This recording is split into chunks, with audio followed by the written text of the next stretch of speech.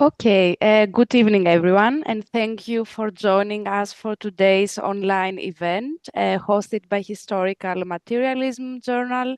My name is Dimitra, and I have the pleasure of moderating this session dedicated to the book Nationalism as a Claim to State, the Revolution of 1821 and the Formation of Modern Greece by the Marxist author John Milos. This book, initially published in Greek by Alexandria Editions in November 2020, has been translated after some changes that rendered the book suitable for an English-speaking audience into English by Barbara Santos and released last year by Brill and this year by Haymarket Books. As indicated by its title, Milios' book draws on the Greek Revolution of 1821 and the subsequent emergence of the Greek state as a bourgeois state. The author shows in his study how this process of state building established at the same time the consolidation of capitalist social relations within its territory, comprising various classes and interests, unified under the banner of bourgeois nationalism and liberal enlightenment ideals. I'll soon hand over to our speakers, John Milios, Panayotis Soteris, and Yanis Maramathas, to delve deeper into the book's themes and insights, but allow me a moment to introduce them properly to you first. So John Milios is Professor Emeritus of Political Economy at the Technical University of Athens. He has published many articles and monographs on Marxist economic theory and history, including The Origins of Capitalism as a Social System. Yanis Maramathas studied history and philosophy of science, political science, and sociology at the University of Athens. His research interests focus on Spinoza and 17th century philosophy, as well as Marxist studies. He's a PhD candidate at the Aristotle University of Thessaloniki and has published 4 articles in peer-reviewed journals. Panayotis Soteris works as a journalist and editor in Athens and teaches at the Hellenic Open University.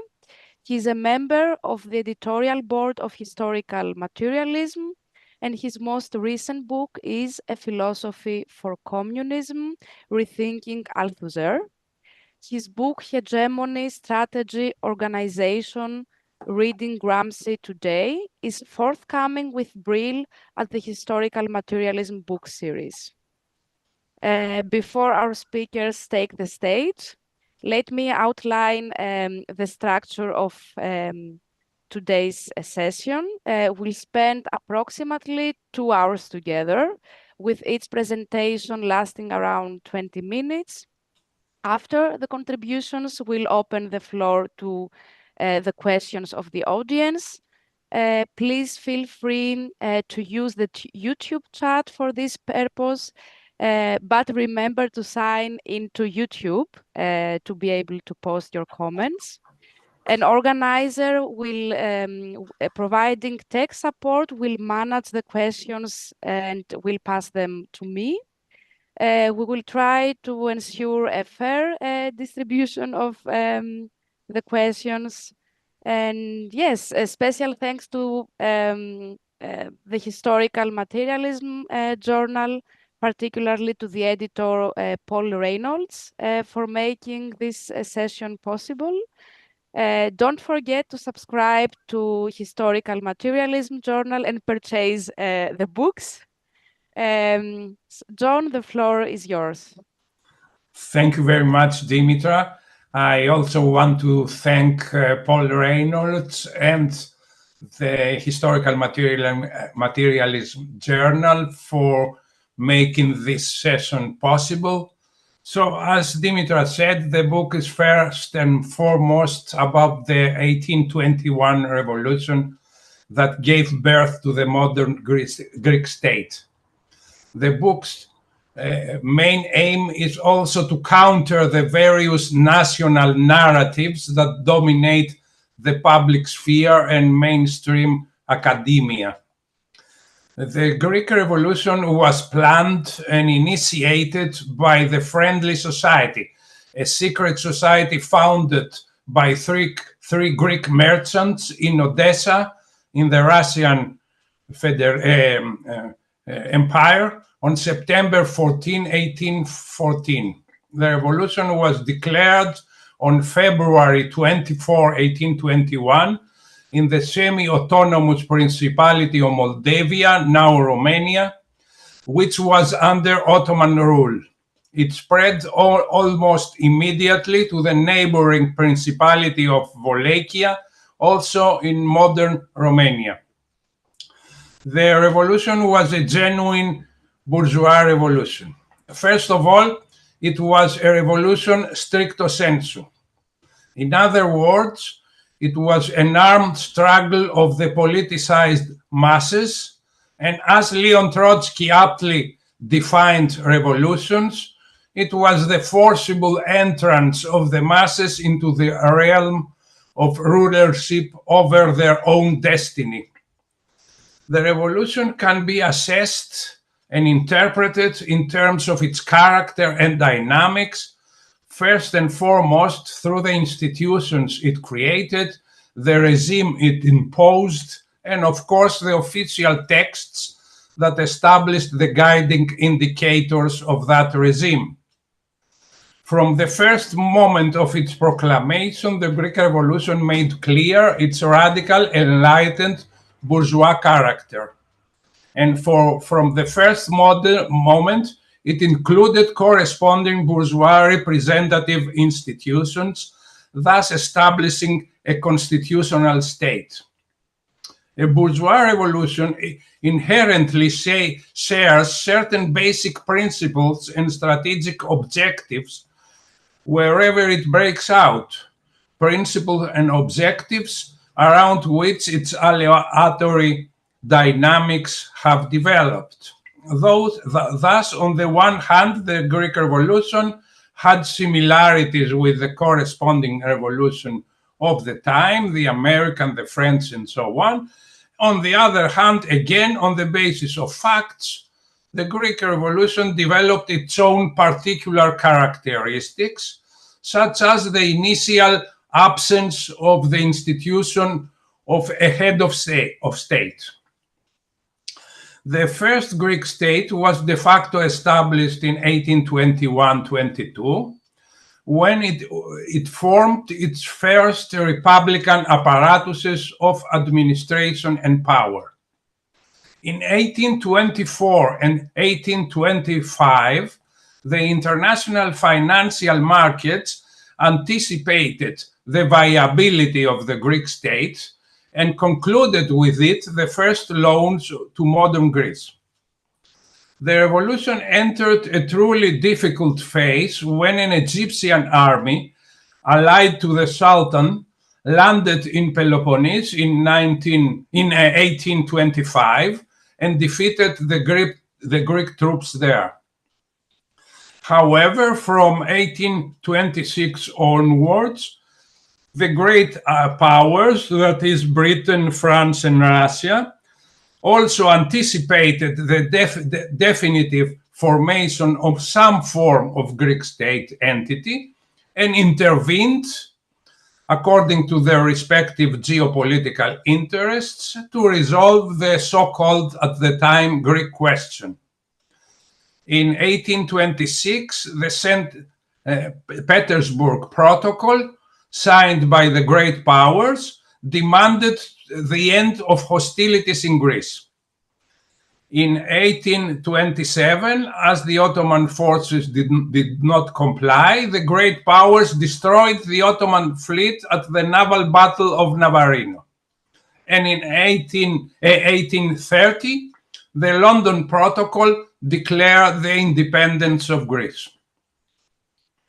Throughout the revolutionary struggle, the social, political, and ideological antagonisms between the leading political factions within the Greek state became clear. These rivalries led to two civil wars and the formation of the first three political parties that dominated the central political scene of the country for more than 3 decades.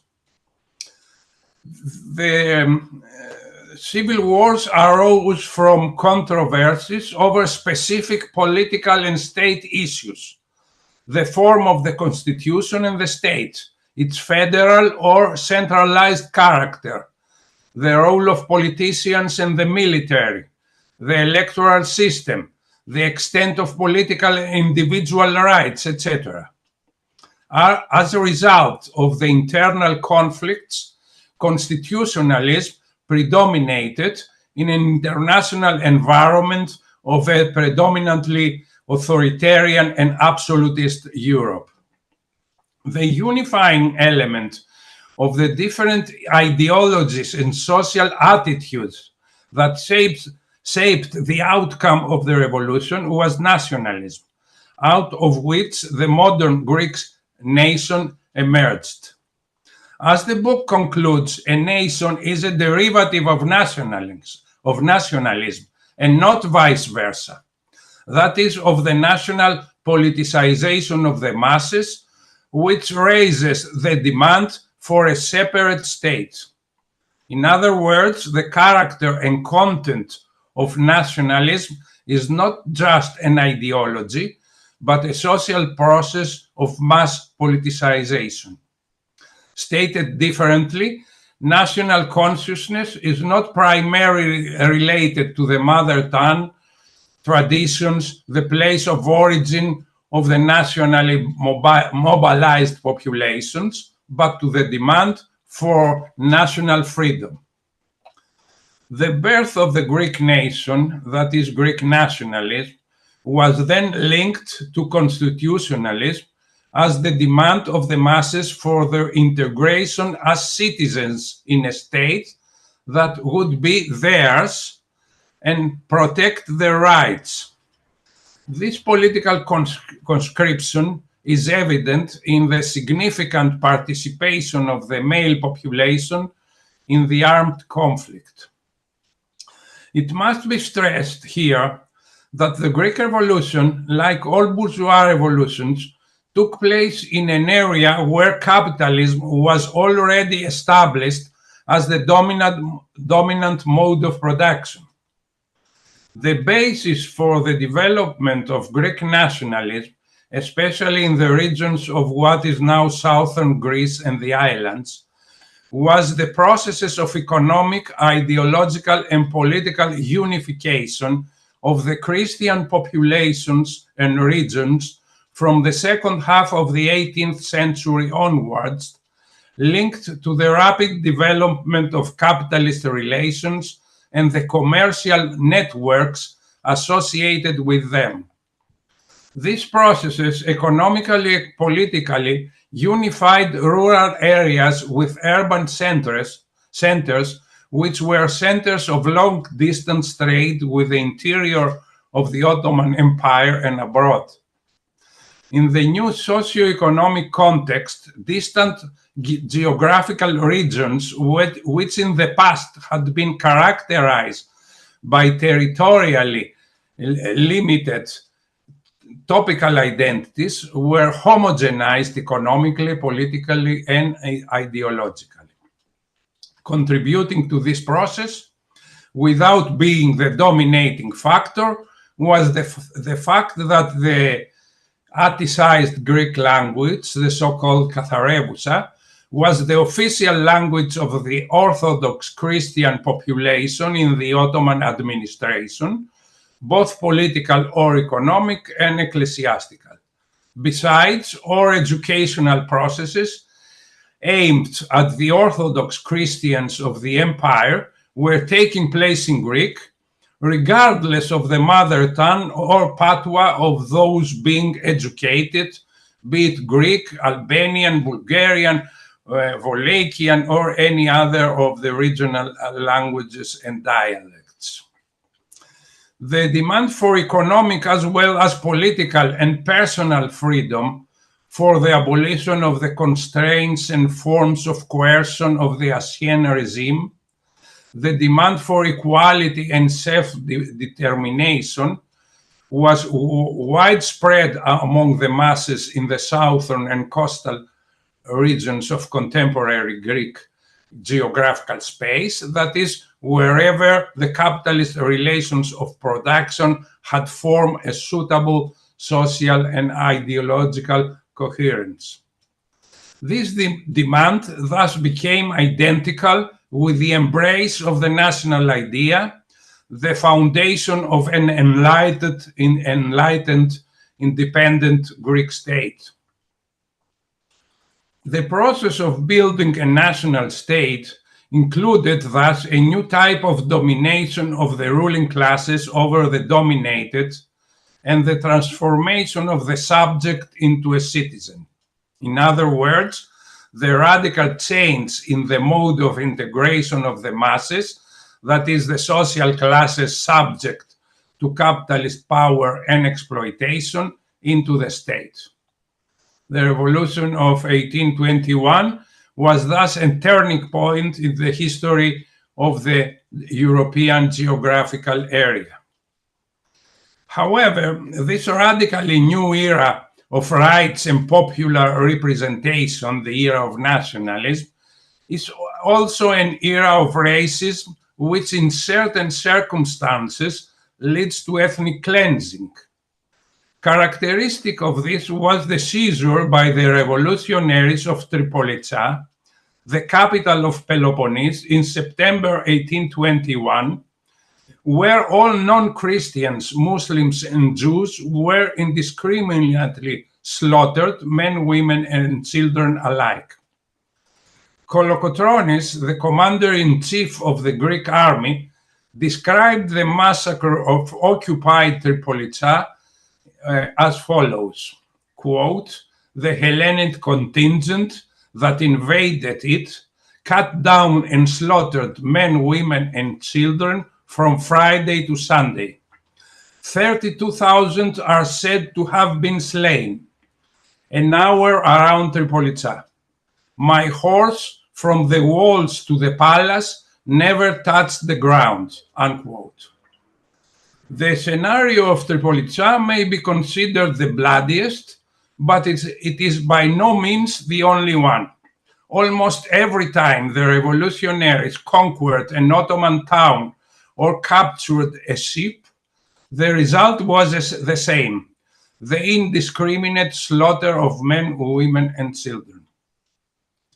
The book deals with another peculiarity of the 1821 revolution that is usually overlooked, the very fact that the revolution began in Romania. A clear clue to understanding this peculiarity is the following. In one of the three proclamations issued in Iasi, the capital of Moldavia, on February 24, 1821, by the head of the Friendly Society, Alexandros Ypsilantis, a proclamation entitled "Greek Men Who Are Staying in Moldavia and Wallachia," we read, quote, "Morea, Epirus, Thessaly, Serbia, Bulgaria, the islands of the archipelago, in a few words, the whole of Greece, took up arms to shake off the burdensome yoke of the barbarians," unquote. Mainstream modern historiography in most cases abstains from any attempt to discuss the mystery of why the Greek Revolution started in what is now Romania. This chasm in the national narrative is a symptom of an aporia towards the vague boundaries of the nation at the time of the revolution. In the first decades of the 19th century, the exponents of Greek Enlightenment, who were also the forerunners of Greek nationalism, believed that Greekness could be identified with all the Orthodox populations of the Ottoman Empire, since the nascent Greek nation was the first to emerge at the beginning of the 19th century in the wider Balkan and Asia Minor region, decades before the other Balkan nationalisms. This belief that all Christians in the Ottoman Empire were Greeks were maintained with minor modifications until the middle of the 19th century, where other nationalisms became apparent. This perception was the ideological basis for the so-called grand idea, the expansionist strategy of the Greek state in its first century of existence, whose strategic aim was to extend Greek territory to the Balkans, the Black Sea coast, and Asia Minor. A constituent part of this belief was, of course, the conviction that the Greek nation had existed in these areas since antiquity. However, the majority of the Orthodox populations of the empire had no national consciousness or identity at the time of the 1821 revolution. We conclude, therefore, that the totalitarian tendency inherent in nationalism, that is, the tendency to national homogenization of populations, not only acts inwards within an administrative territory and its population, it also acts outwards, seeking to expand where it does not encounter significant national resistance, to integrate and homogenize other populations and to subject them to a prospectively expanding nation state. This tendency and the corresponding expansionist-imperialist Greek vision was largely fed by the economically hegemonic presence of Greek capital in the Balkans, Asia Minor, but also southern Russia and Egypt.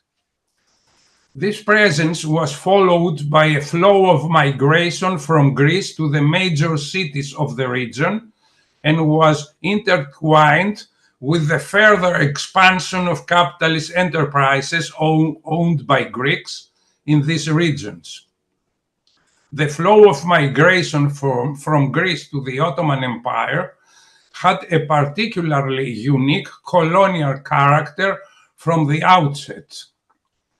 By the mid-19th century, Greeks controlled about 50% of industrial production in the Ottoman Empire as a whole, and more than 50% of Ottoman foreign trade.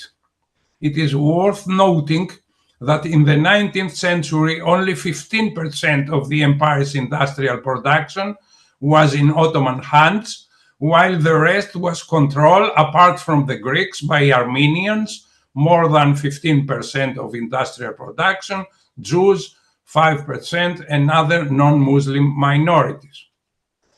The Greek capitalists and the Greek communities in the Ottoman Empire acted as harbingers and ambassadors of the expansionism of the Greek state.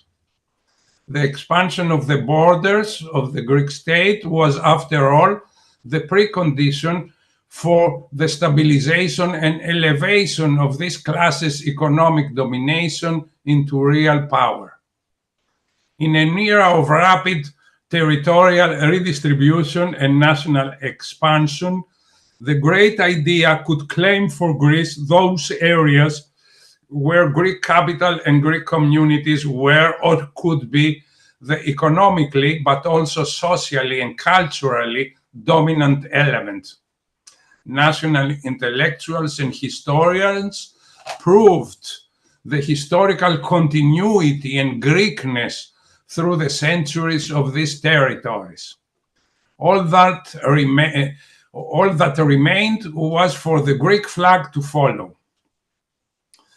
Expansionism emerges as an inherent tendency to capitalist domination. The grand idea maintained the colonial pretense, as Greek authorities repeatedly claimed, of a, quote, great and sacred task of civilizing the East, unquote.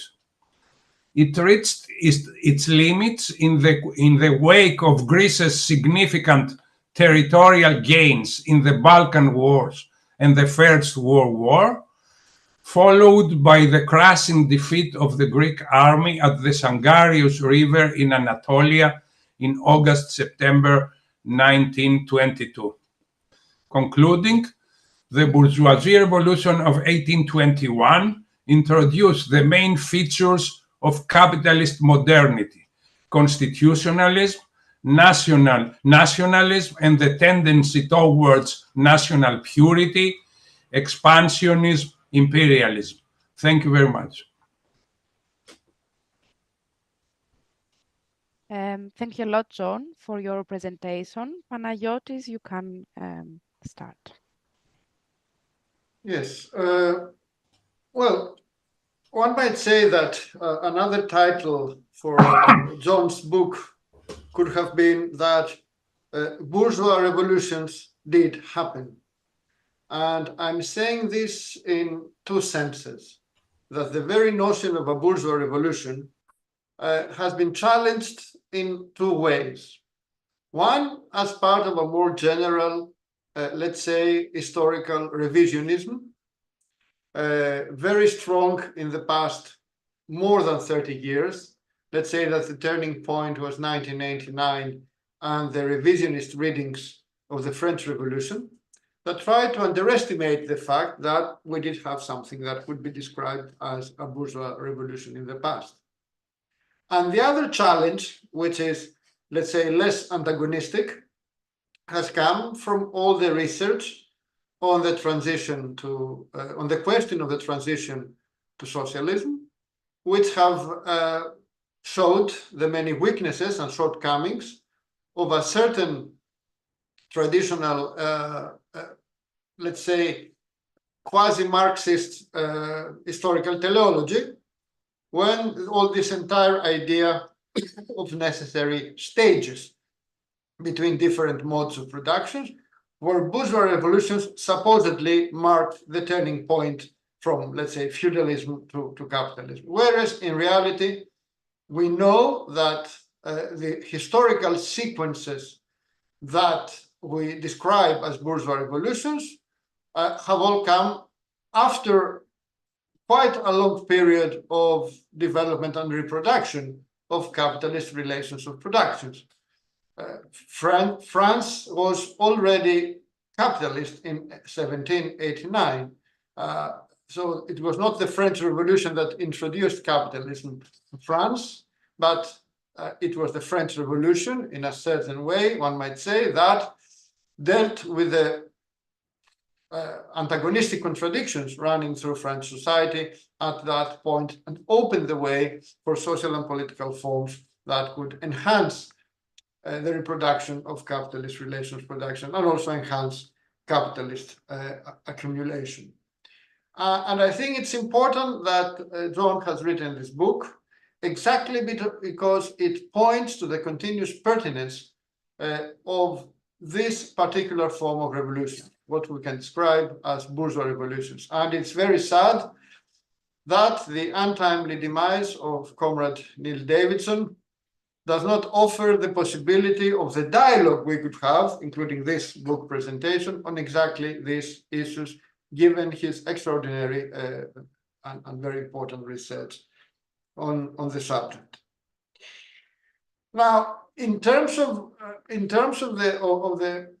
John's specific dealing with the Greek Revolution, I think it's important that his book brings forward both the fact that the Greek Revolution of 1821 was an important historical rupture, but also that it had a very specific class character, because this helps us counter a certain tendency, very evident in public discourses around the bicentenary of the Greek Revolution in 2021, but the discussion still continues, that tried to present the Greek Revolution either in terms of a very traditionalist, let's say, a reawakening of the nation that is supposedly in continuance since antiquity, or, which was more common, to present it as simply a necessary path towards modernization, as, for example, Greece's entrance to capitalism, to European modernity, which of course it obscures the actual historical tendencies and the very contradictory dynamics of the Greek Revolution itself. I think that Milos is right to point that the aim of this revolution was very specific. It was the formation of a modern nation state, that is, the formation of a capitalist state. And the leading forces in the revolution, we can describe them as the alliance between merchant capitalists, Greek-speaking merchant capitalists, very active in a very broad zone, especially in long-distance trade, landowners, especially in the south of Greece and the Peloponnese, and the very specific social stratum of the representatives of higher Ottoman Empire bureaucracy that was mainly Greek-speaking. All this there was a kind of confluence towards the same aim. They wanted a modern state. They thought it in terms coming from the French Revolution. We can say that they were both liberal and democratic. They thought that it should be governed on the basis of a constitution, but they also thought it as a state that could enhance capitalist accumulation. And to do that, in a process that is similar to processes we see also in other European emerging nation states at that period, they were guided by an ideology that was based on nationalism, with a conception of the nation that was, of the Greek nation, that was based more on Orthodox Christianity as common element rather than language. It is true that the Greek Revolution was not fully Greek-speaking. Actually, large segments of them were of speaking an Albanian dialect, although they did feel very Greek.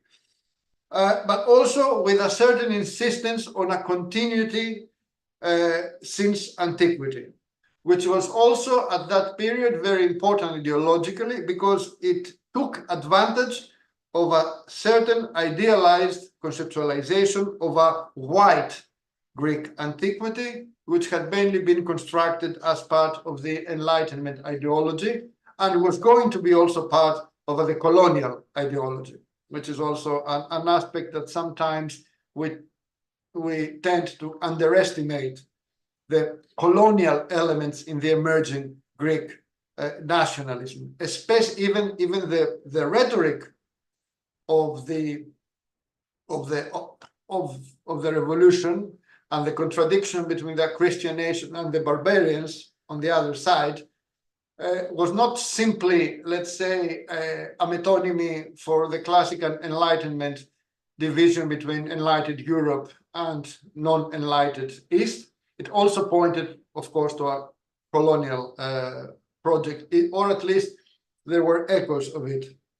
And it's important to note that the bourgeois character of this entire historical process with the Greek Revolution had less to do with the numerical strength of the emerging capitalist strata, but with the ways that capitalist social relations of production were affecting, from the second half of the 18th century, all aspects of social production and reproduction, from increased commercialization and changes to both long-distance trade and commercial networks, and how it affected agricultural production also inside of Greece, and in the sense of increased production for capitalist trade and commerce, to the first signs of a crisis in the economic and political configuration of the Ottoman Empire. And although one might point, and this is a discussion that has often taken place in Greece, that not all of the protagonists of the Greek Revolution were thinking in such terms, were thinking that we are merchants and we want a capitalist state. If you see the very fact of the formation of this unstable at moments alliance that drove the Greek Revolution was not possible without the changes brought in the last part of the 18th century and the beginning of the 20th century because of the increased and even more pervasive character of the expansion of capitalist social forms. So in this sense, this is the decisive aspect. It is the dominant aspect, not because it is the biggest aspect, the one that you could see everywhere, but it's the one that sort of acts as the common denominator, as the element that brings together all these dynamics. So, I mean, you might find there protagonists that were thinking in rather simple terms. For example, big landowners in the south of the Peloponnese, which because of the particular system of organization of local power facilitated by the Ottoman Empire, and they were the in-betweens between, you know, the population and the Ottoman Empire. Basically, they wanted to maintain their power in the face of the emerging crisis of the empire. They thought that perhaps within a nation state they might have more power, or they might find ways to secure it, which of course later led also to the civil war. But the crucial point is that without the different dynamics that were emerging that had to do with the expansion of capitalist forms, this process would not have emerged. And I also think that this is the material ground, as Milios stresses, that can explain why modern ideas of republicanism and constitutionalism became the common reference points, not only of the dominant classes, and this is important, but also of segments of the subaltern classes, and mainly petty agricultural producers, which were also those that provided the revolution with most of its fighters. Of course, and this is important, that Milos does not say simply that, oh, capitalism was coming to the south of Europe at that period and it led to a revolution. The Greek Revolution, it was a process that, as Althusser would have said, it was overdetermined. It was a condensation of contradictions, which included, for example, the breaking up tendencies of the Ottoman Empire. For example, the very big and important conflict that Constantinople had, for example, with Ali Pasha Tepenli, the leader of the Epirus, who was sort of challenging the central authority of the Ottoman Empire, was also an important factor. And yes, the changes in the attitude of the great powers, and in particular Britain, exactly because Britain was at the foremost of a new form of imperialism, also played a role, exemplified in the fact that it was the British turning towards acceptance of independence that, you know, turned the balance of forces in favor of recognition of the Greek Revolution. And also even the short-term elements of an economic crisis at the beginning of the 19th century played a role. But all this overdetermined, create the specific moment, can explain why this happened in 1821 and did not happen 20 years earlier, or did not happen, for example, 20 years later. But again, to use Althusser's phrasing, in the last instance, the determining aspect was the emergence of capitalist social forms for an entire period in that era. Moreover, it's important the way that Milios reminds us of the association between nationalism and a claim to a capitalist state. And again, I'm not saying that this is a teleology. There's no organic relationship, let's say, in a certain way, in a metaphysical way, between capitalism and the nation state. But as Balibar once suggested, even through a process of trial and error of all the different political forms that emerged in capitalist modernity from the 16th century onwards, the most successful one, the one that guaranteed more bourgeois hegemony, the reproduction of capitalist relations of production, the formation of a capitalist market, the establishment of that particular kind of rule of law that a flawless functioning of the market requires, could along with the kind of hegemony that both, let's say, recognizes the subaltern social strata, recognizes them as part of the nation, but also negates their particular class character, and thus legitimizes social hierarchy and exploitation. This form was the nation state.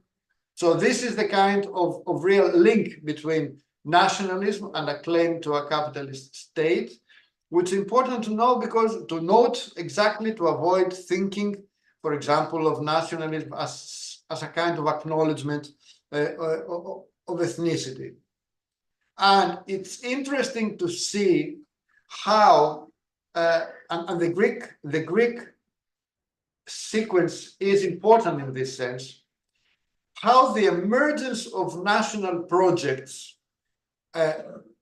as from, let's say, nationalist ideologues, which in Greece is very, very evident in the late 18th century and early 20th century.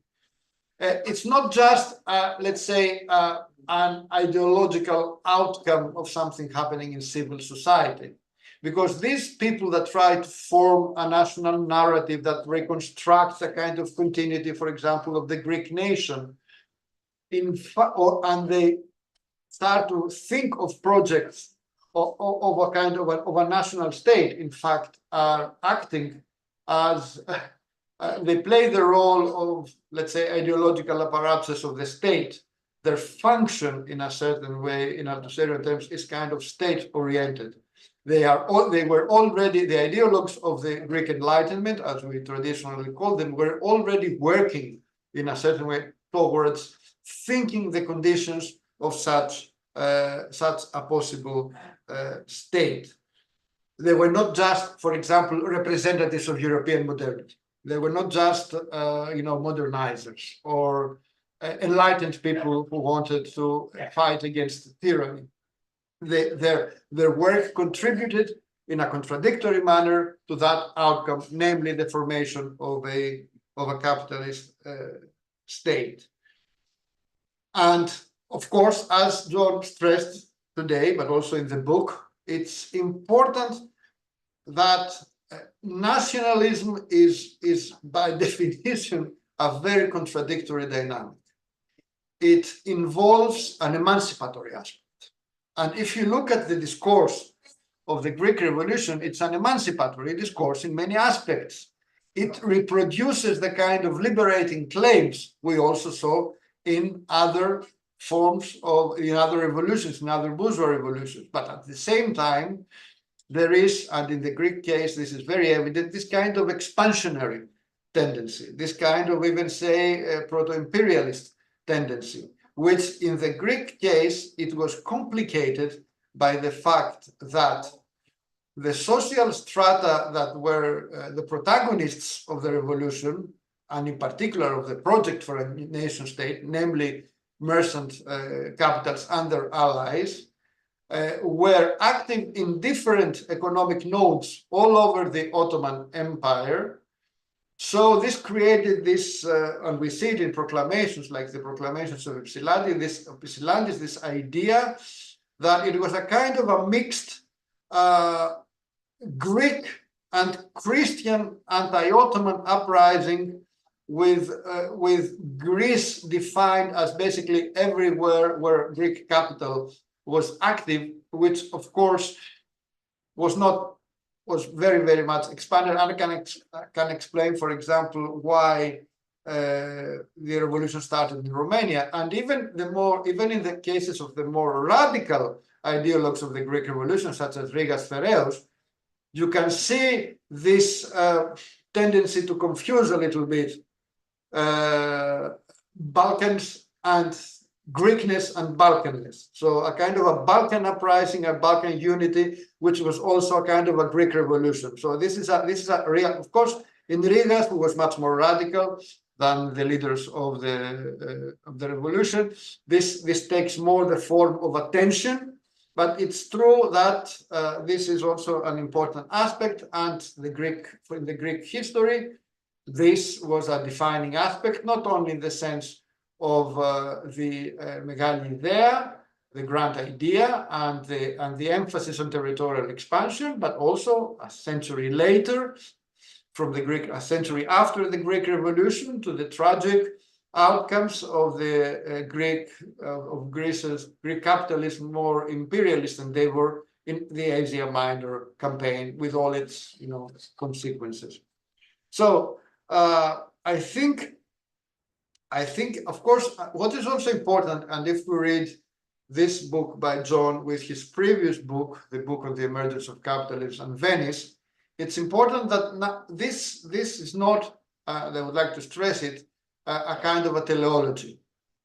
There was nothing teleological in the Greek Revolution, and in certain sense, it was more, to use again an Althusseriden, a kind of encounters, because there was at that particular moment only this kind of alliances between merchant capitals, landowners, and segments of the Ottoman and Greek-speaking segments of the Ottoman bureaucracy, along with the subaltern and the more subaltern strata, from petty agricultural producers to laborers, could create the dynamic and offer the possibility of such an historical rupture, which was a rupture.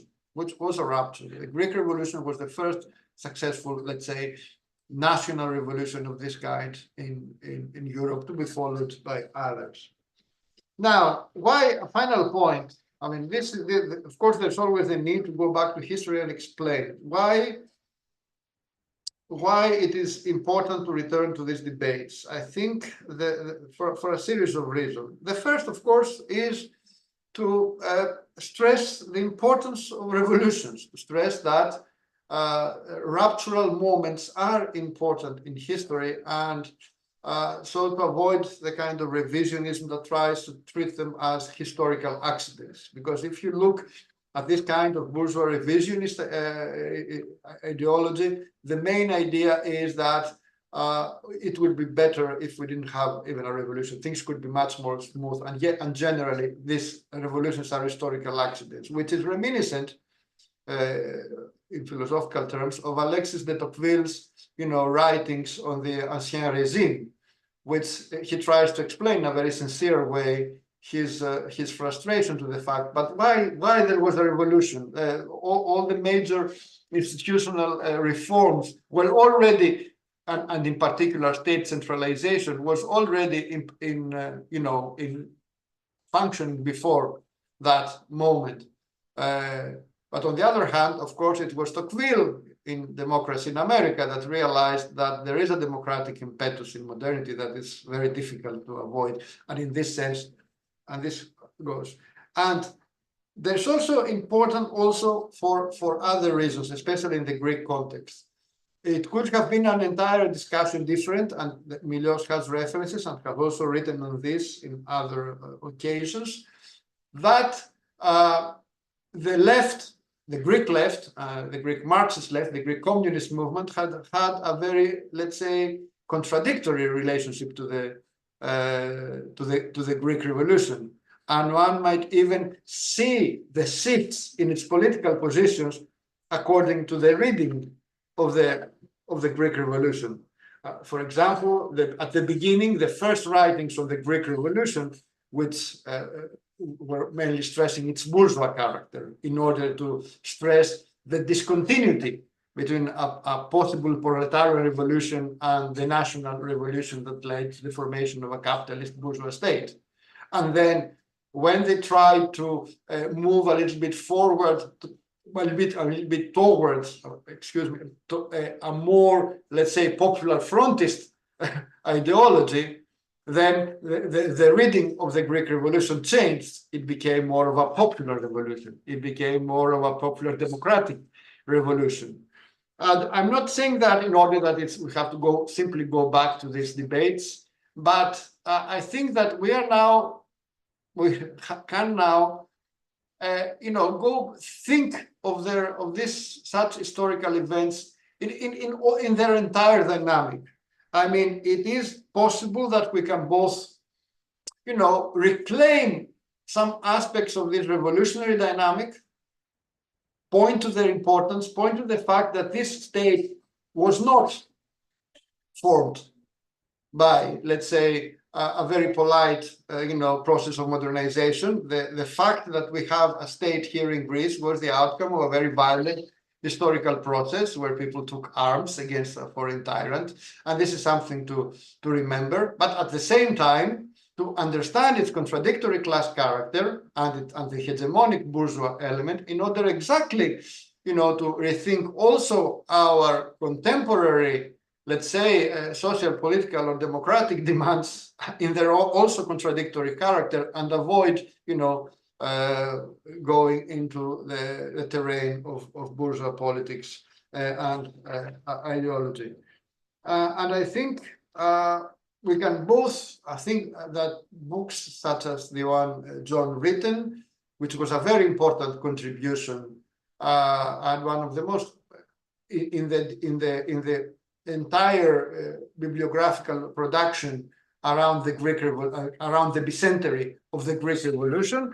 I think it's exactly important because it helps us both understand historical past, deconstruct historical myths, but also enables us to reclaim in a critical and dialectical way real historical dynamics, not to project them into today.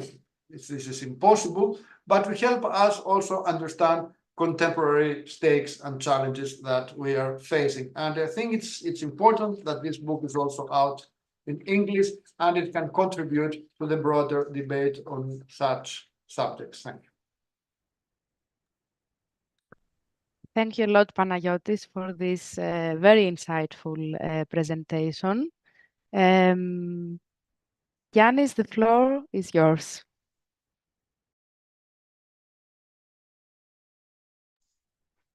So thank you very much. I would like to thank the organizers and especially John for the invitation. So I would like to proceed with some, let's say, methodological or epistemological remarks. So first, let's say that by reading John's book, we get the chance to conceive the process of the formation of modern nations and the domination of nationalism. And we should highlight the word modern because unlike what the vast majority of people believe, the world was not always national. So this is exactly the commonplace, as John writes, of all the traditional ethnocentric approaches to the national phenomenon. These approaches produces a spectacular inversion. Instead of assuming that the various elements which constitute nations are the result of particular social conditions in which they inhere, it argues that these elements transcend the various social formations and are also characterized by unlimited duration and immutability. So as John puts it, this approach therefore conceives of the nation as a community whose existence is not reducible to any social or political system in question, and is maintained despite changing circumstances and the succession of social systems. So we should emphasize to the fact that the nation is a very modern phenomenon or construction, and we should be examined, and it should be examined, within the specific social relations that constitute what we call modernity. So let's start with some methodological remarks. So John supports and implements a strong, let's say, scientific nominalism in order to approach the national phenomenon. Firstly, the term nominalism refers to singularity. A singular thing always indicates a complex thing, a thing that it is no way related to a logic of elementary particles that constitute reality. This means more or less that when we claim that reality consists of singular things, we mean particular phenomena or events. So these singular things are not atoms, but are part of complex processes through which they emerge. So in order to be able to find the origins of singular nations, let's say, we must examine specific field of multiple social conditions. So secondly, this option means that theory has to pose itself singular and particular problems. In other words, science must be able not only to construct concepts, which is of course the basis of any attempt of understanding, but to explicate and highlight these concepts in a concrete manner, meaning that what is out there is important and has to be analyzed. So as Marx claimed in the introduction of 1857, the real object of the theoretical process is always a specific concrete unity of the diverse, or a unified diversity, if you like. The basic characteristic of reality is that it constitutes a concentration of many determinations, and scientific knowledge has to put all this plurality together. Thirdly, it means that the theoretical understanding of nations begins when we reflect on their unique singularity, the particular historical existence of each nation. So as John notes, and I quote, why does the Belgian nation exist, how it was formed, as opposed, for example, to the French, or the Swiss nation in relation to the German, or the French for that matter, or the Swiss nation in relation to the German, or even the French or the Italian nation, end of quote. So our concrete object is the various nations and the particular circumstances that allow them to arise and to establish themselves. Every nation has a history, and from the moment that is instantiated and stabilized as a material structure, the nation always has a future. So following Marx's analysis, we are able to claim that reality has only a concrete form of being and operating. The concrete has its own process in order to come into being, but the human intellect, following another path, must find a way to grasp the concrete. So this is a path that Marx calls the method of rising from the abstract to the concrete. And the ultimate goal for every theory is to be able to reproduce the concrete in mind. So Jones aligns with this Marxian principle, and apart from nominalism, he accepts also a kind of scientific realism. So every nation, from this standpoint, ultimately expresses itself in a specific territory, a social formation, and always claims a corresponding state form. Theory has to analyze the singularity and the materiality of every nation in order to understand the national phenomenon. So John notes that every nation arises with different manner and highlights the unique case of the Greek nation. And I quote, for example, how it can be explained that those who took the initiative in 1821 for the liberation of the Greek nation started the armed struggle in the Moldavian dominion, meaning in today's Romania. So John has already mentioned this. On the other hand, every nation arises in historic circumstances that also bear some kind of universality. So before we try to gain singularity and particularity, we need strong, concrete and functional concepts. Or to put it in a better way, we need to construct a concrete network of concepts in order to conceive the real being, the real nature of the national rising process. So abstract categories here are crucial for the beginning of every theoretical attempt to approach nation, because they allow us to articulate the general laws of this movement. So the exact laws or tendencies that we've mentioned constitute, according to Marx, a specific historic epoch, which must intervene in order to construct the environment in which both the real singularities and the abstract ideas will develop their content. So nation arises in a specific field of social relations and dynamics. This field, according to Marx, is, and I quote, a general illumination which bathes all the other colors and modifies their particularity. Only after the moment we've achieved to define the particularity of the colors through the general illumination, which means to highlight their particular unity and interaction of their elements, we could try to demystify the specific formation of all the fundamental elements and relations of the socially determined concrete unity.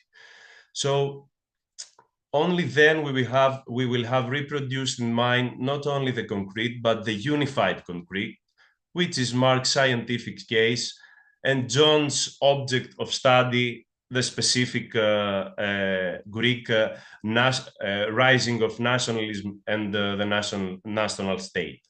So John describes in detail this field of social relations through which nations emerge. Let us now look at some of its main features. So first, we have the prevalence of a particular mode of production, the capitalist mode of production. So capitalism, according to the book's analysis, achieves through its various modalities, let's say, the formation of a unified and homogenized space. This space is the basis for the emergence of practical ideologies. So ideology, as Althusser puts it, constitutes and interpolates individuals as free subjects. So second, the domination of the ideas of the Enlightenment is another key element, meaning A, the new science of abstract and unified space with mathematics and physics, and B, the new political philosophy of the absolute power of the state. So as Koire would have described it, nationalism emerges in a world that it is no longer Aristotelian, which means that the world is no longer fragmentary, it is unified. So the Enlightenment ideas expresses themselves within the capitalist social formations and plays an important role in the emergence of nationalism. So nationalism could be described as the fuel for the installation of modern nations. It consists of an ensemble of radical ideas that create a very specific and content claim. Every nation needs a state and fights hard for the creation of that state. So individuals as national subjects perpetually demand for their state and do not stop until they get it. So according to John, nationalism, A, creates a rupture and a new situation within the capitalist social formations in which it develops, and B, profoundly rearranges the way populations, means the social classes, are subjected to capitalist power relations. And thirdly, inaugurates the era of citizenship, as well as political and social rights. So in conclusion, from the standpoint of the book, in order to be able to talk about modern nations, we should always have in mind that a nation refers to a specific unity of social relations, which emerges after the French Revolution and manifests itself as a claim to a state. Nation is an outcome of nationalism, which must be understood as a long process of politicization of the masses. Without this key material aspect, let's say, of nationalism, we cannot approach the phenomenon in its entirety. We'll have only, as Spinoza would have claimed, conclusions without premises. Therefore, nationalism has an ontological and also a logical priority over the nation. So nationalism refers to an immanent and constant element of every nation. Keeping in mind that, on the other side, we should highlight that nationalism does not refer to a static condition, let's say. On the contrary, as John mentions, nationalism always expresses the needs and desires of the nation, which may change according to the conditions and historical stakes of the time. Of course, the most crucial moment for the evolution of nationalism and for the stability of the nation is the formation of the national state. As John has shown with clarity, in the Greek case, we have significant changes between the period before and the period after the creation of the state. The definition of the Greek nation in terms of who is included in it seems to undergo various modifications. And the same is in the case with the character of Greek nationalism, because the expectations and the aims of the Greek nation have a tendency to change according to the overall strategy of the Greek state. Thank you very much. Okay, thank you, Yannis. Thanks all of you for your presentations. As far as I can see, there are no questions yet. So maybe you want John to reply to what has been said or add any thoughts, comments that you didn't in the first part of your intervention. Thank you, Dimitra. And I also thank Panagiotis and Yannis for their comments. They actually not only reproduce important facets of the book and the problematic of the book, but also stated new points which must be discussed. One very important thing is the fact that there was a form of Marxism which was dominant for many decades and which interpreted the bourgeois revolutions as the change from feudalism to capitalism, as a revolution which changes the very character, the class character of society. It's important to stress that this issue was never in the analysis of Marx and Engels.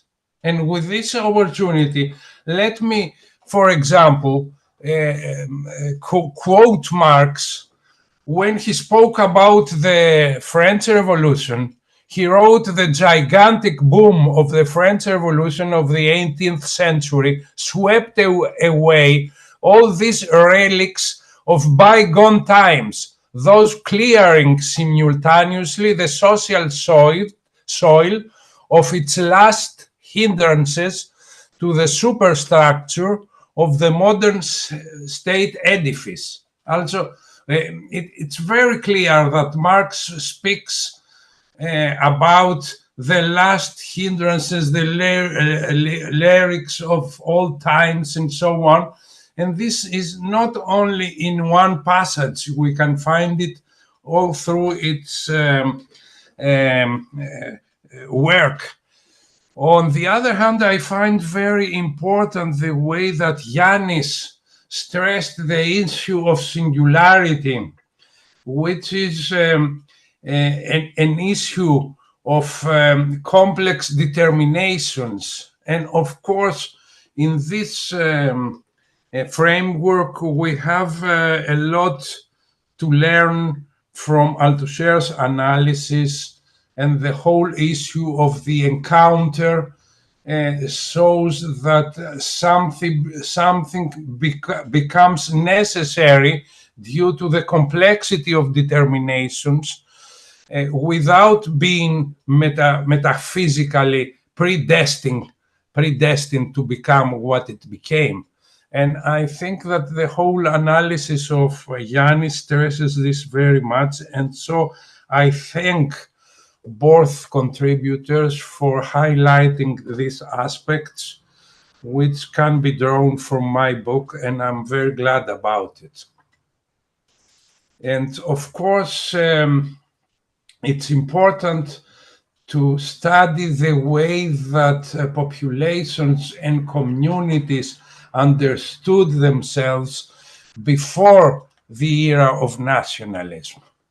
And in the Greek case is very important to see how not only the religious element, but also the topical element, the element of the community, as opposed to other communities, Christians or non-Christian, played a very important role, and how they defined themselves according to the tradition of the Byzantine Empire as Romans.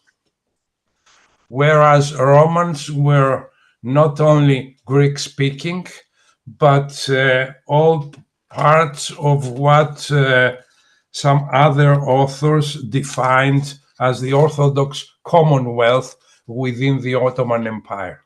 So there are many things to further investigate regarding this period, and also the rupture that took place with the revolution and with nationalism in general, not only in Greece, but in the broader European area. Okay. Mm-hmm.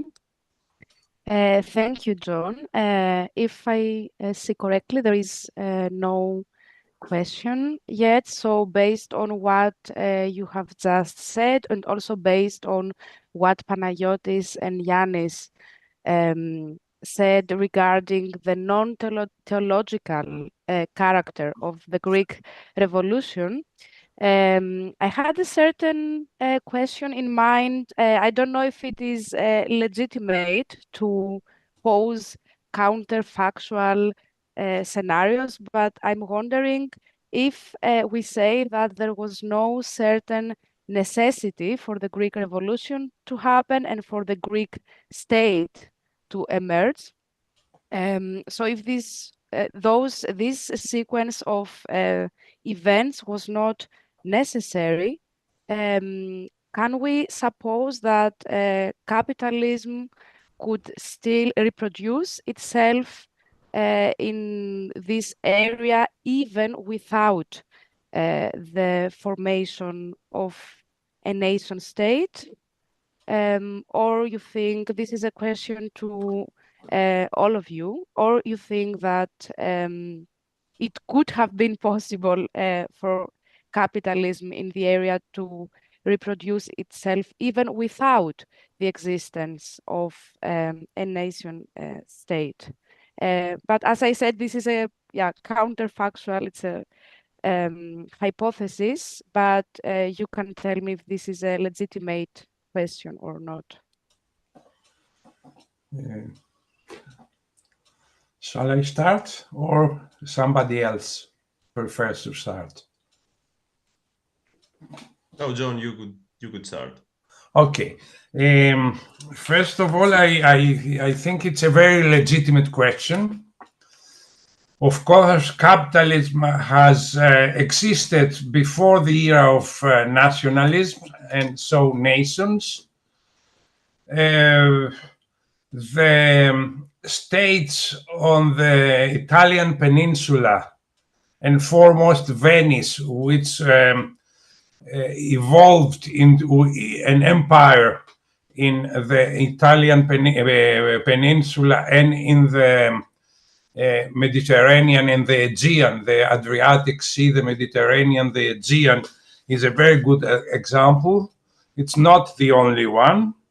Then came the territorial states, which bear the name of their the states that followed, which were nation states, for example, France. But on the other hand, we had the Protestant state of Prussia, which is the main power in the German-speaking world, which, of course, persecuted nationalism in its first steps. For example, the government around the emperor in the era of absolute monarchy didn't see with a very good, in a very good manner, the famous Deutschlandlied, the song of Germany, Germany above all, first of all, Germany, and so on, which later became the national anthem. But at the time that it appeared, it was something like a revolutionary song, which was against the existence of the specific Protestant state of Prussia, which was not, it was not inconceivable for these states to be dissolved in a broader area of some Germany and so on. So pre-nation capitalist states existed, and they could continue to exist. And we could, it was also a manner of a relation of forces. What could happen in the Balkan area, in the broader Balkan area, with the crisis of the Ottoman Empire. It was not predestined that Greece and the other nation states would emerge, the other states, after the Crimean War, starting with Bulgaria in the 1870s and so on. So I think your question is very legitimate, and it's the whole thing is what Panagiotis and especially Yannis stressed, that is the overdetermination and the not predestined character of social ruptures, revolutions, and social evolution in general. Okay. I see. Thank you, Yannis, for your answer. In the meanwhile, we have one question from the audience. I will read it loudly. So Fred Murphy asks, how does one account for the eruption of a Greek revolution in 1821, a time when the reactionary monarchies of the Holy Alliance were at the apogee of their power? Yes. You can take some seconds to think about this question and decide who would like to answer.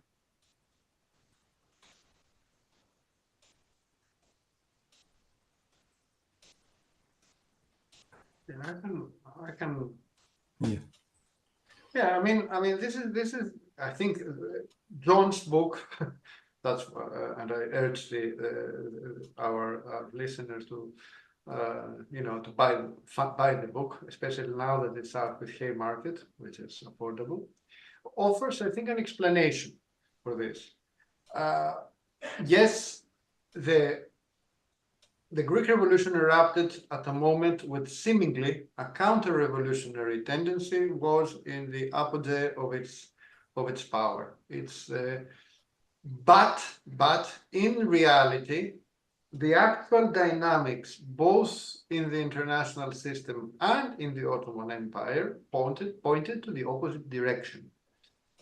on the one hand, it was already obvious that the Holy Alliance was much of what was more contradictory and less unified than it seemed to, especially since it no longer had to deal with something like Napoleon's France, which was the reason it was created, to avoid the repetition of such an historical eventuality. And although it was very hostile against, a small state reclaiming independence, etc., at the same time, it did offer an opportunity, especially to Britain, towards a new form of, let's say, expansion of both capitalism, trade, and imperialism.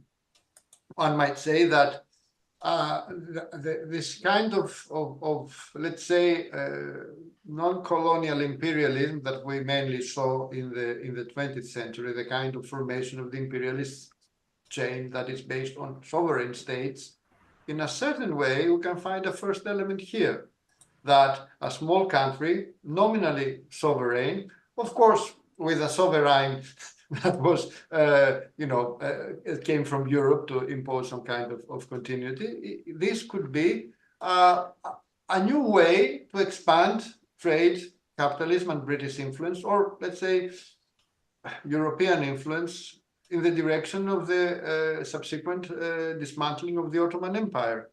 And if you look at the series, so it was, in this sense, it was possible, but it would not have been possible without the strength of the revolution itself, without the historical surprise of the revolution itself, which was an historical singularity, in many instances. How the alliance that was formed, and Milos offers that the developments in the 20 years, let's say from early 19th century until 20th, these are very rapid developments in how all these later protagonists thought of themselves inside the context. And to pick up the opportunity to answer your question, that this is the question of what would have the counterfactual. Well, we know, for example, that it would have been very difficult to have a multinational, let's say, or a non-national road to the dismantling of the Ottoman Empire and the full transition to capitalist political forms. If we look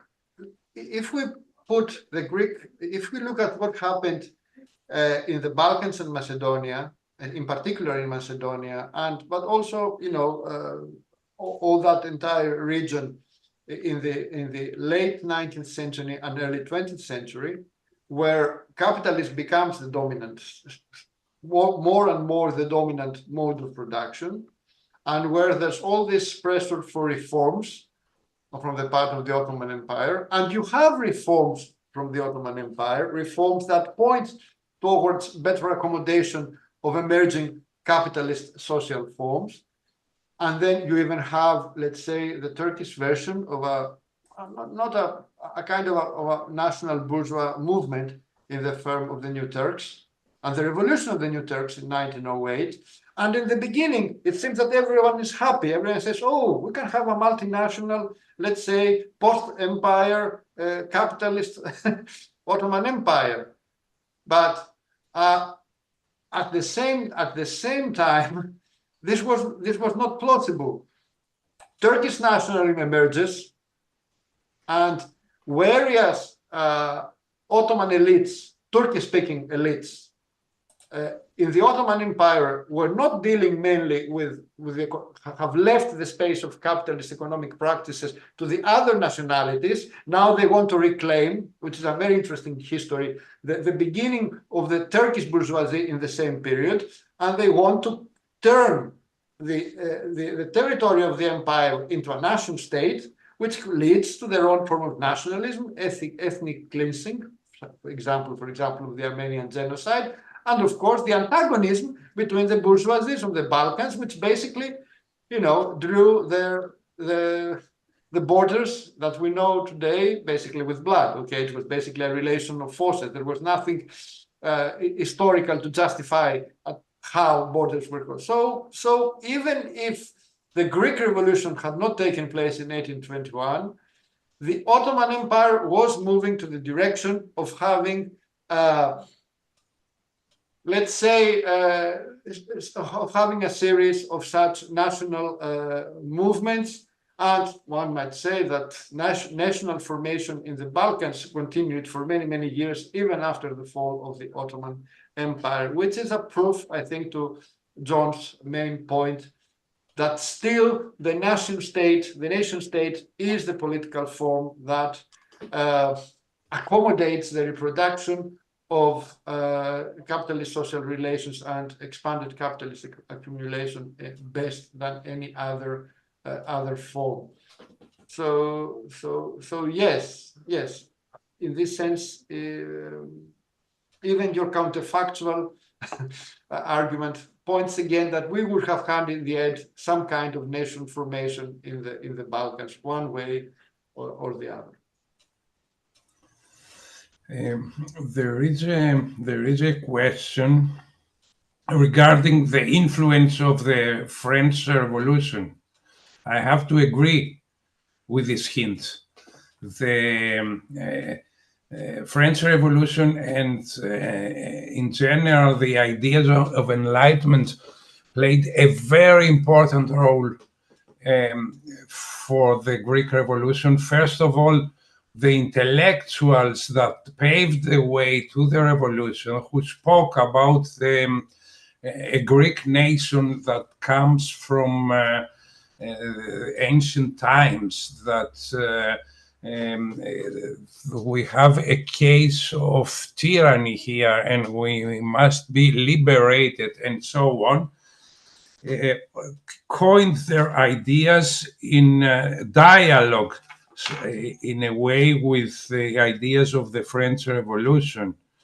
One very important figure is Korais, Adamantios Korais, who always spoke, among other things, about Napoleon and the way the new ideas liberate Europe and so on.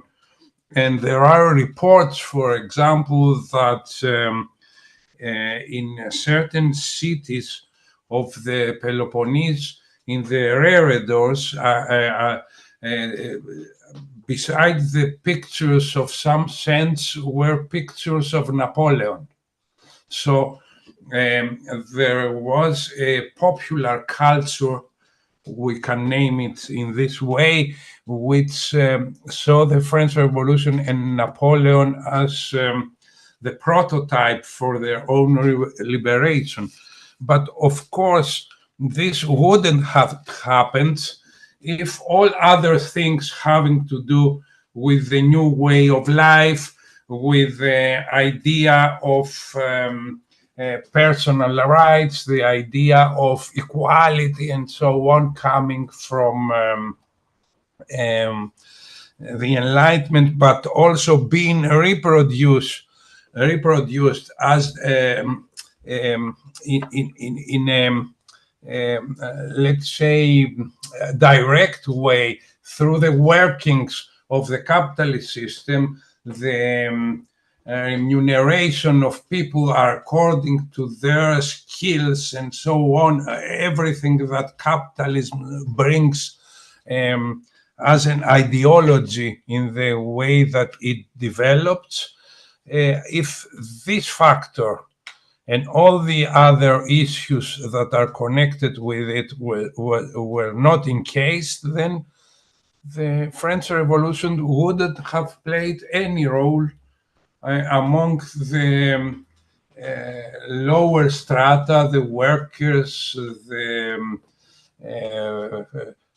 petty producers on land and so on. There would be indifferent ideas for them if the material conditions were not there.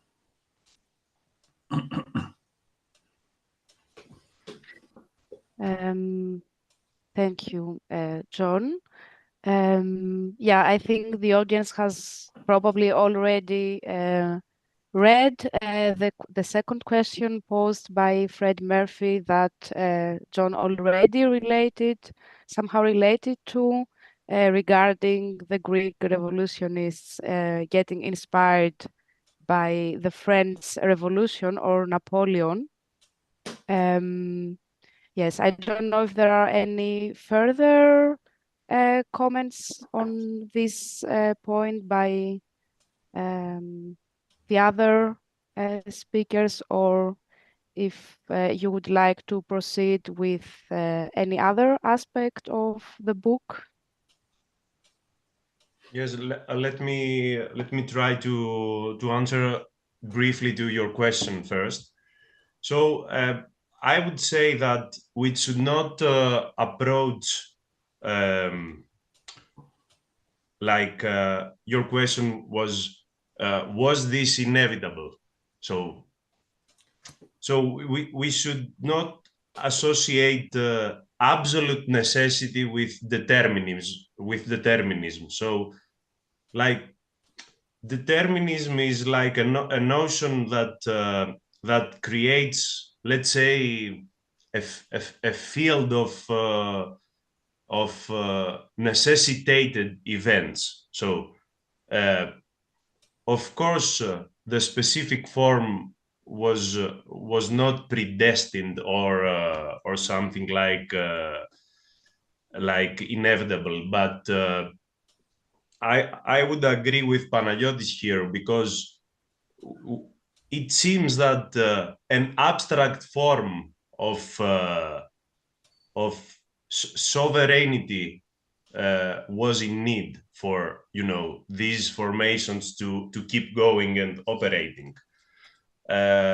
So if we wouldn't have nationalism or the modern nations, then maybe we would have something similar to it, because the determinations, if we look closely to the multiple determinations of this time, there is a strong tendency that we should take into consideration, and I think the importance of you know, the abstract ideas of space, time, and political power, I think is important for us to reconstruct the phenomenon. And that's more or less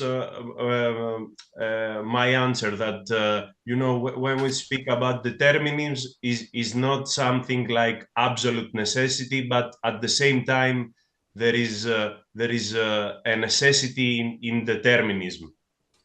We don't have like luck or something that is absolute chance, let's say.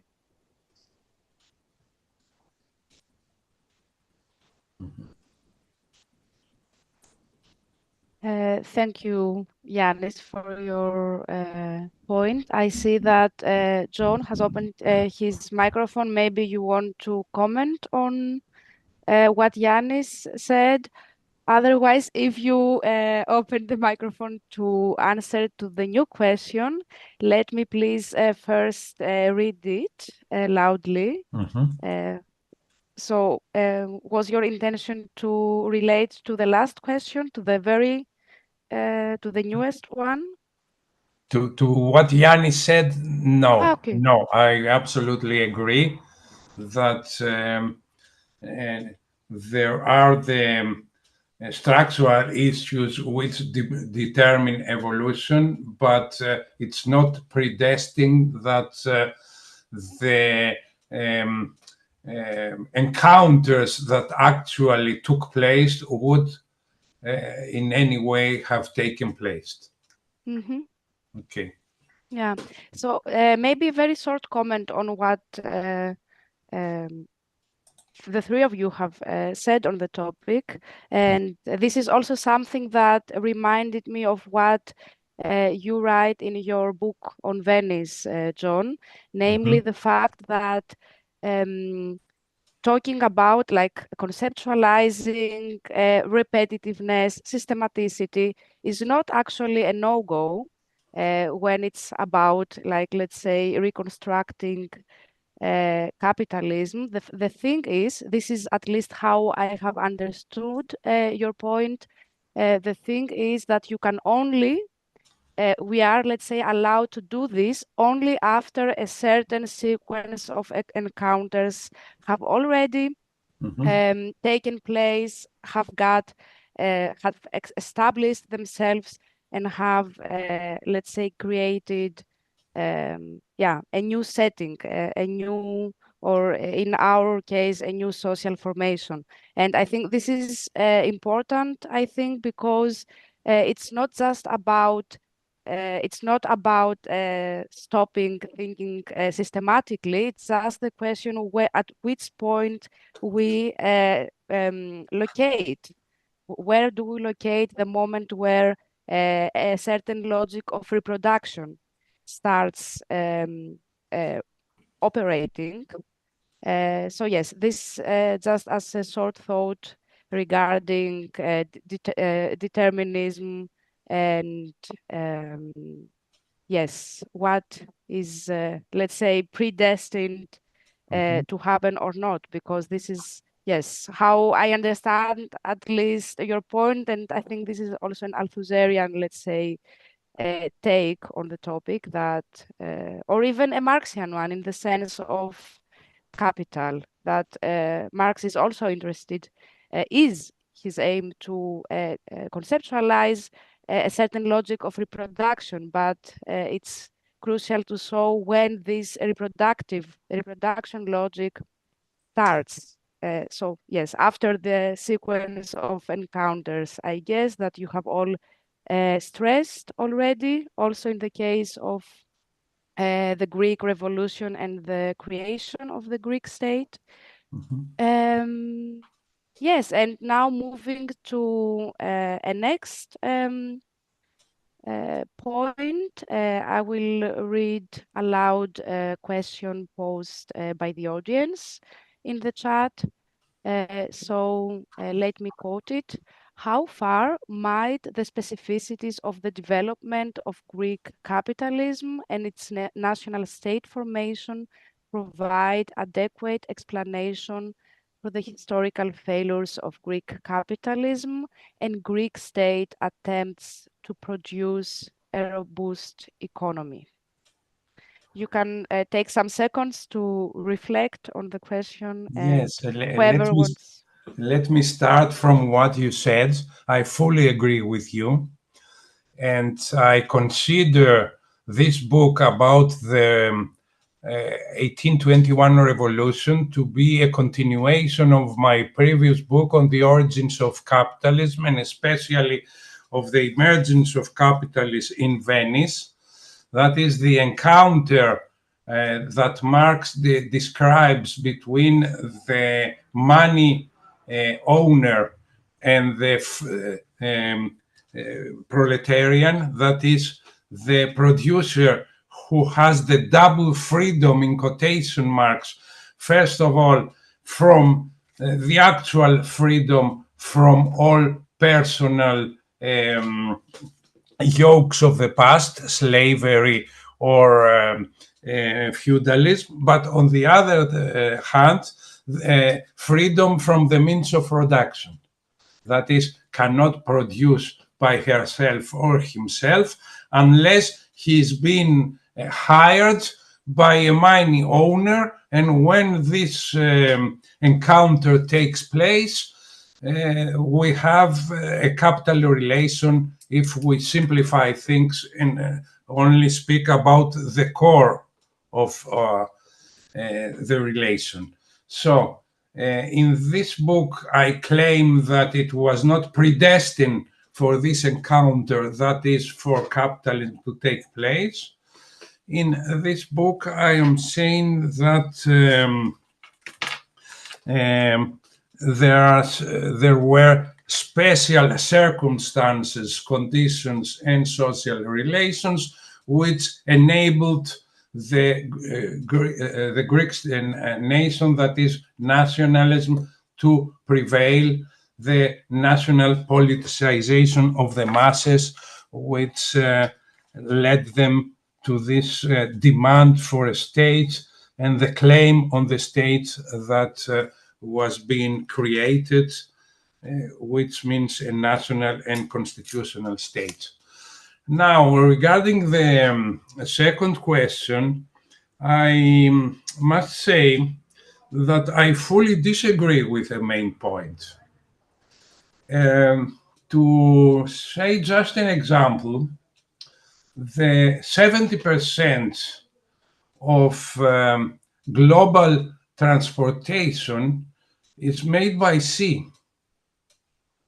And this commercial fleet, which undertakes this enormous job of production, because transportation is a process which is the continuation of the production process. Because if we do not bring the merchandise, the commodities on the market, it's impossible to have commodities. They add value to what industry does and so on. This enormous 70% of global transportation, the 20% of it is undertaken by Greek capitalists. This is not a weak capitalism. This is a very strong capitalism. And this strong capitalism, not only on the sea, but also on land, regarding all the sectors of production, may be less advanced according to certain indices compared to the German or the French capitalist or the US capitalist, but it belongs to the developed world. It's very strong, and it's very strong against the working class of Greece. And so we see we have a state in front of us which is very effective when it deals with the issues of the capitalists, to provide incentives, to provide subsidies and everything else, to form a legal framework so that the market works for the ruling class in a very effective way.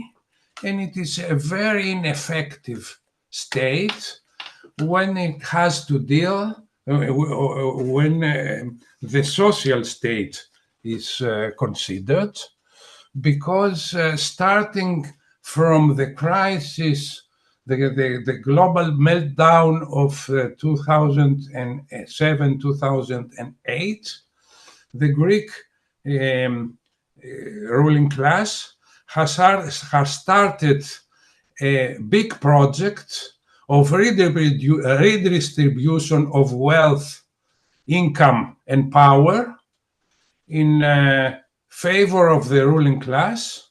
And this redistribution means the worsening of the social welfare and the living conditions of the social majority. This is not weakness, this is power. And this power of the Greek state we have to counter, and in a strategic aim to overthrow it in the direction of socialism and communism. This is my comment to the comment. Thank you, John, for these thoughts. So I guess you would say we're not talking about failures of Greek capitalism. Maybe it's failures of someone else, but not of the Greek capital. Yes, I don't know if any of the other speakers want to draw on this comment from the chat. If I may say something, I mean, John is right. There is a tendency to treat Greece as perennially underdeveloped, which in a strange manner, it has been at certain instances part both of the official ideology and of the ideology of the left.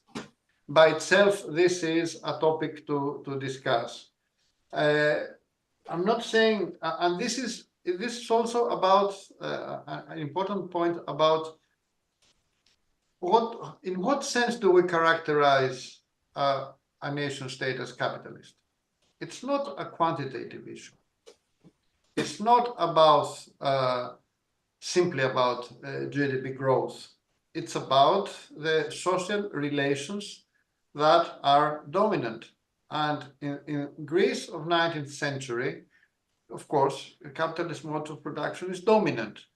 It's a contradictory development. Why? Because most of the important segments of Greek capital continue to be to be active outside the borders of the small Greek state.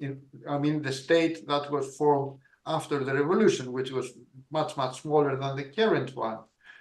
But if you look, and this can perhaps account for, let's say, a kind of late industrialization. But late industrialization, in terms of historical rhythm, does not necessarily mean underdevelopment.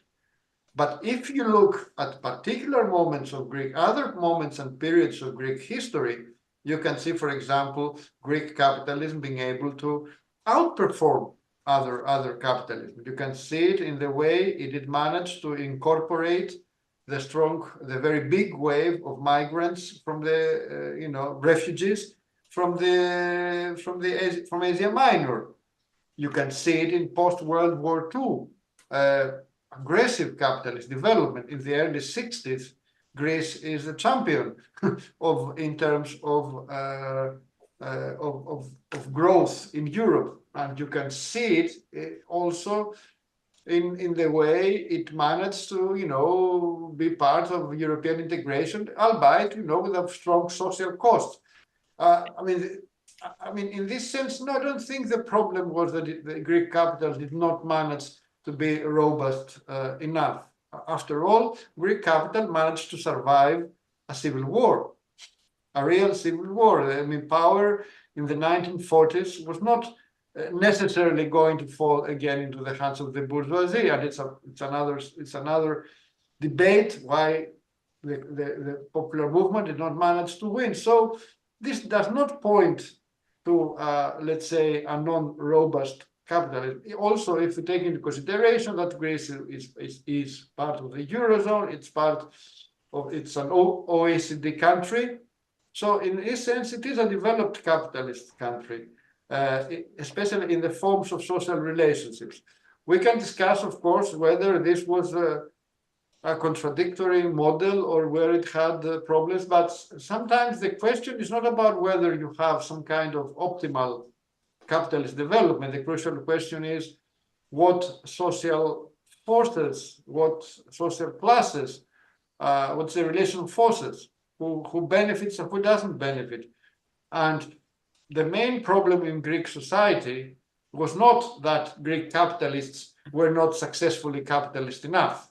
The problem was that they were successfully capitalist and they managed to create a set of relationships that reproduce exploitation and oppression and have taken advantage of any possible means. For example, if you look at the period of the austerity imposed by the European Union, the IMF and the ECB, it was not just a kind of a foreign invasion of Greece. For Greek capital, it was like Christmas and the Troika was Santa Claus. They were offering them the possibility to take advantage of that moment to radically get rid of whatever gains the social movements had managed to accumulate in the previous decades.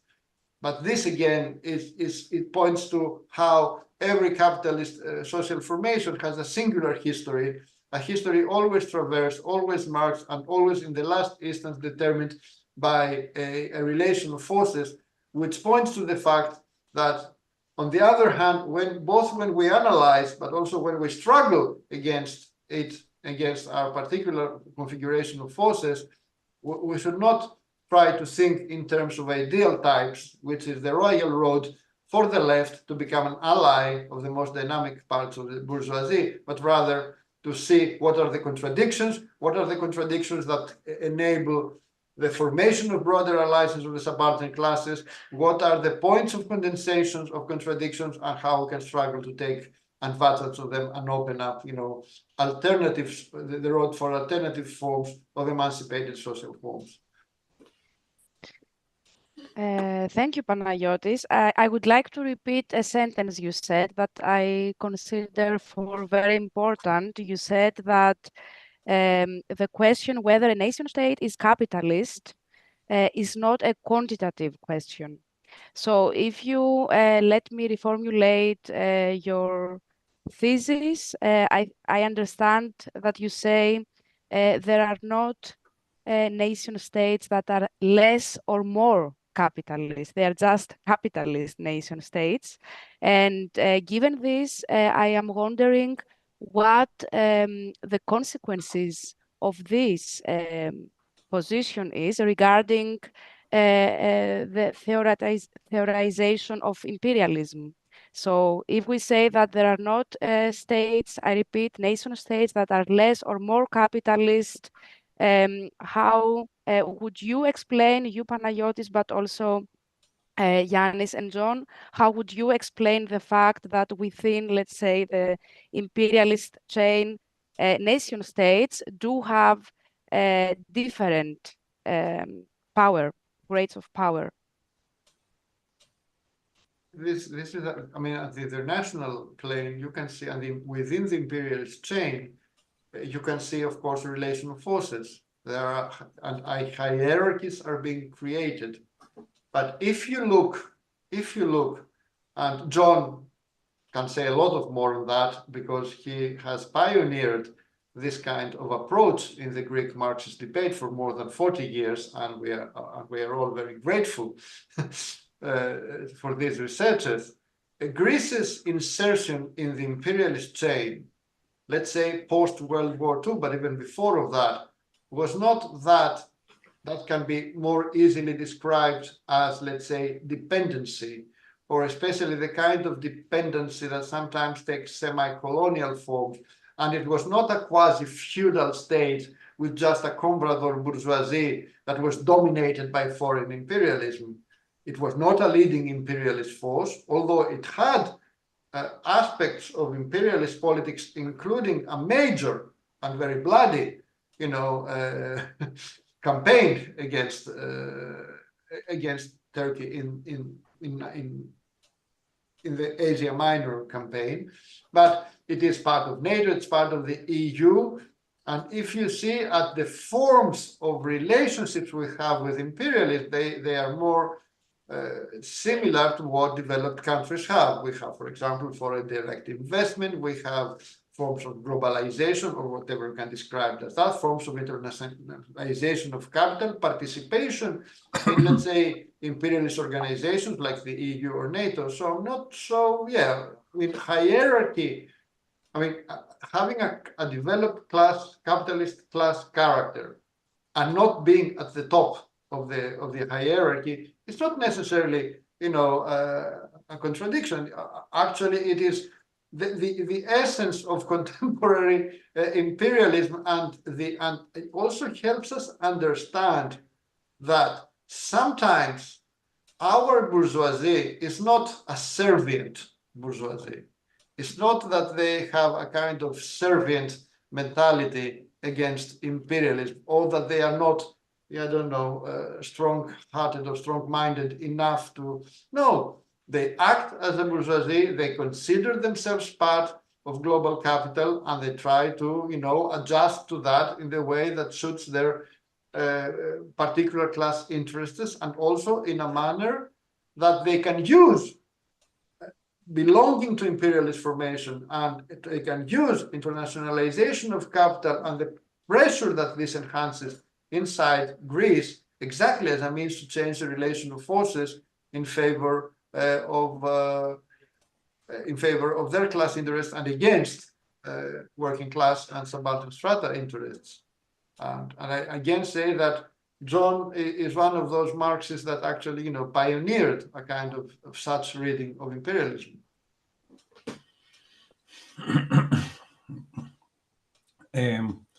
If I am allowed to just put forward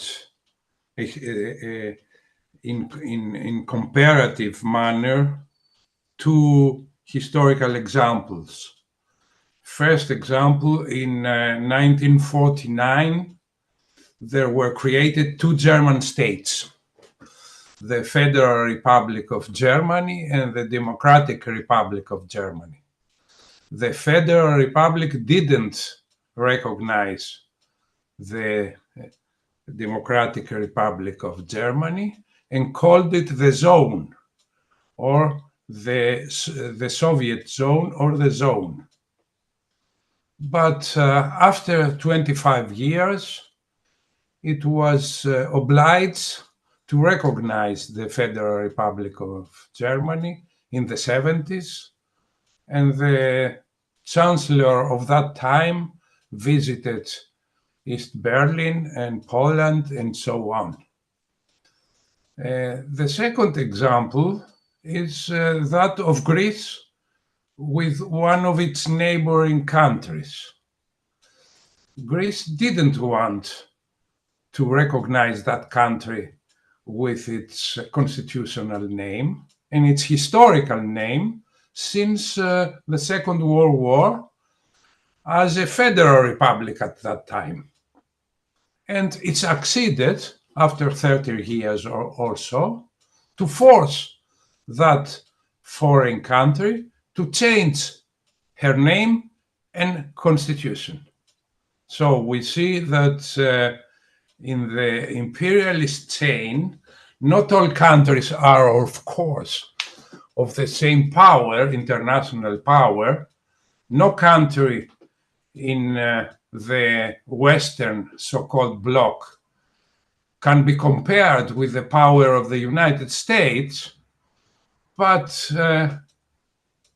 regardless of this hierarchy of power, there are events and imperialist interventions which, taking into account the relation of forces in each region, produce imperialist effects. And not only forced the neighbor country to change its name and constitution, but the most nationalist part of the Greek society is not satisfied with it. It should continue to be a country with no name, and with the one embargo after the other imposed to it by Greece. So we see that things are not so simple as seen at first glance. Thank you, John. I don't know if Yannis might want to add something. And yes, actually, it's also, we should slowly reach the end of tonight's session. But yes, maybe, Yannis, you want to add anything? And I would also ask all of you maybe to leave one last thought, one last sentence in order to close the session. Yeah, okay. I'd like to emphasize to a point concerning the last topic of the imperialist chain, that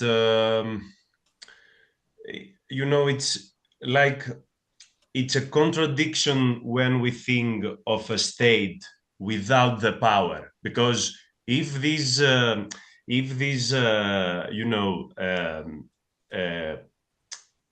if this argument that there are states that are not states in fact, but there are something like powerless entities. It's like a very strong contradiction. Of course, there are varieties of power in an environment of antagonistic capitalist states, but that doesn't mean that the state loses its power entirely. So we should always have in mind that there is an internal environment in every state, which is like it possesses let's say, a relational autonomy at some point.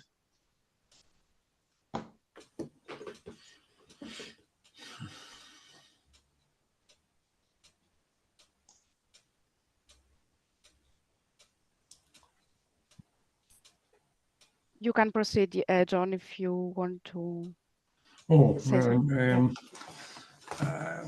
I wanted to say that we had a very good discussion, very fruitful. I think that as it should be, this discussion raised new issues for further research and discussion among us and the people who followed our session. And I can say that in general, I thank you all very much for deciding and accepting the invitation to discuss the book, especially you as the chair. And okay, it went well. This is my final comment. This is my impression anyway. I share your impression, John. Yeah, I also think, like, just one word also from my side. You wrote a book that is a specific book about Greece and the Greek Revolution. And I think after having attended this discussion, I would suggest to friends, if anyone would ever tell me, I don't have time to read about what happened in Greece 200 years ago, I think my answer after our discussion with the three of you here would be that you don't need to be interested in this, because the book goes a lot beyond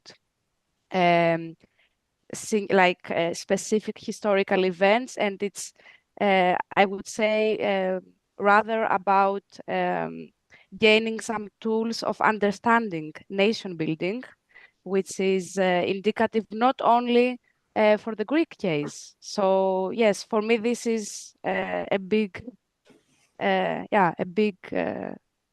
let's say an important knowledge acquired in the session with you, Panagiotis, Yannis, and John. Thanks a lot. And yes, I don't know if Panayotis wants to leave a last comment. No, okay. So thanks, thank you. Thanks also the audience for staying with us these 2 hours. Remember to subscribe to Historical Materialism if you haven't done so far, and feel free to recommend also our session to your friends, comrades who might have not been able to attend this session, because as you might already know, the session will will remain on YouTube, so you can have anytime the chance to come back to it or watch it for the first time. Thank you, and yes, wish you inspiration with the rest of the work you are up to, all of you, and see you soon here or there. Have a nice evening.